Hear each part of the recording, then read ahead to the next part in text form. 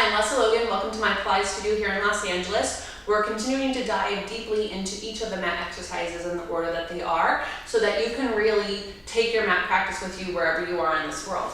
And now we're at the single leg kick. If you watched the swan and swan dive tutorial from 2 days ago, you know that I already talked about how the single leg kick really informs the swan.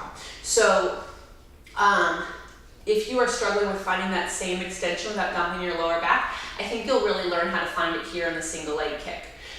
Typically, after the swan dive, you go back into a child's pose of sorts. So instead of doing an actual yoga child's pose, put your head towards your knees and reach around and grab your feet and then lift your stomach up.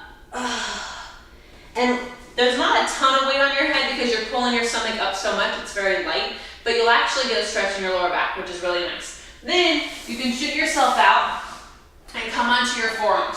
Parallel forearms with fists, push them down.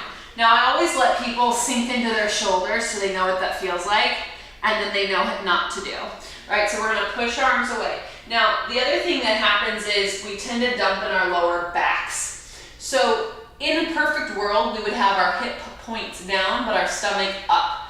I'm not exactly there yet, so my hip points are kind of up.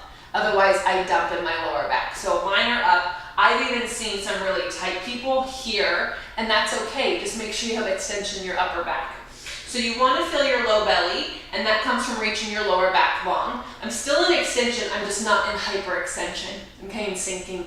So keep that. Now, the trick here is wherever your thigh bones are in space, they stay in space. So if you can see, my knees are off the mat. When I go to kick a heel towards my seat, I'm not going to drop my knees down onto the mat.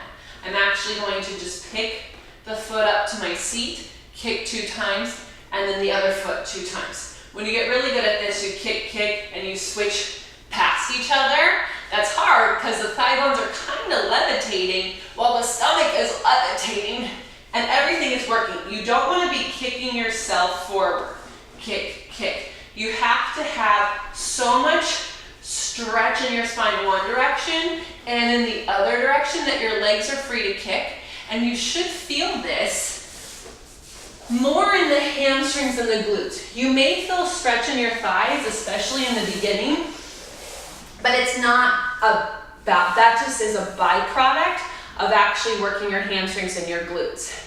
And we need to work those hamstrings and glutes so that when we do our swan dive, the next time we hit our mat class, the hamstrings and seat help lift the legs. Also with the double leg kick, which comes up next in our mat series, if your hamstrings and glutes aren't doing the kicking, your hip flexors are gonna pull tight and your booty will do that twerking thing. So every exercise just kind of leads into the next. If you have questions about this, you can ask them below. If you want to see how to incorporate this more into your own Pilates practice, check out our classes on onlinepilatesclasses.com. They're only $5 a week, and we do dive deep into these exercises and thread them all together there. Thank you so much for watching. You can subscribe below to make sure you don't miss any more videos from me, and I will see you next time.